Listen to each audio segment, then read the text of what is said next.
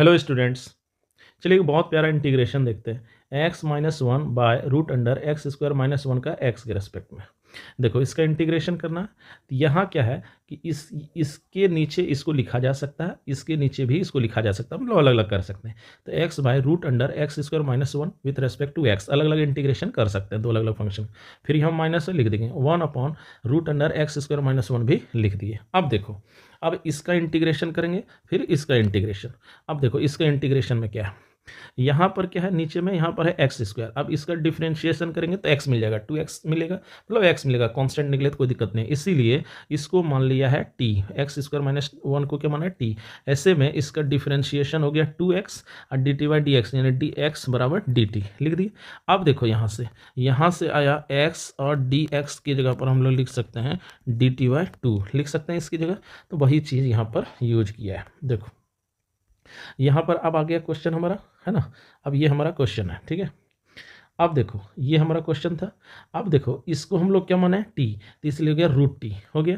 अब देखो ये जो है D x into D x की जगह पर क्या लिखे थे, यहाँ अभी तुरंत आया है एक्स डी एक्स की जगह पर आया डी टी बाई टू, तो वन बाई टू क्या हो गया बाहर और डी टी हो गया।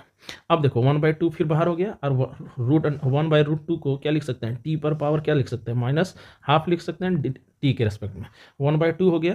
अब देखो हाफ है ऊपर में तो हाफ है, और यहाँ क्या करेंगे प्लस वन ऐड करेंगे इंटीग्रेशन में, और यहाँ पर भी करेंगे प्लस वन कर देंगे। अब यहाँ से हमारा आ जाएगा टी पर पावर वन बाई टू, और यहाँ पर भी हो जाएगा वन बाई टू। अब देखो ये जो सबसे नीचे है सबसे ऊपर गया, इसी हम लेते हैं टू, और टी पर पावर हाफ को लिखा जा सकता है रूट टी। तो यही चीज़ यहाँ किया है, टू पर पावर टी पर टू इंटू टी पर पावर हाफ लिख दिया है। अब देखो one by two into two ये कट गया, अब यहाँ टी पर हाफ को लिखा जा सकता है रूट टी लिख दिए। अब टी माने किसके थे, तो माने थे एक्स स्क्वायर माइनस वन को। तो यही हो गया हमारा इसका फर्स्ट का आंसर, ठीक है।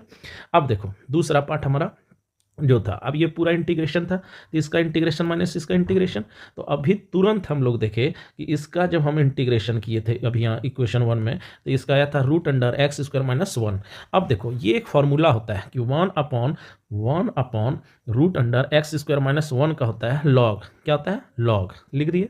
अब फिर होता है एक्स प्लस और ये पूरा लिख देते हैं root under x square minus one, और लास्ट में कांस्टेंट ऑफ इंटीग्रेशन को जोड़ दिया जाता है, which is the final answer. तो one upon root under x square minus one का इंटीग्रेशन फार्मूला होता है लॉग हुआ एक्स प्लस रूट अंडर, और ये जो एक्स स्क्वायर रूट में है एक्स स्क्वायर माइनस वन वो लिख दिया जाता है, which is the final answer.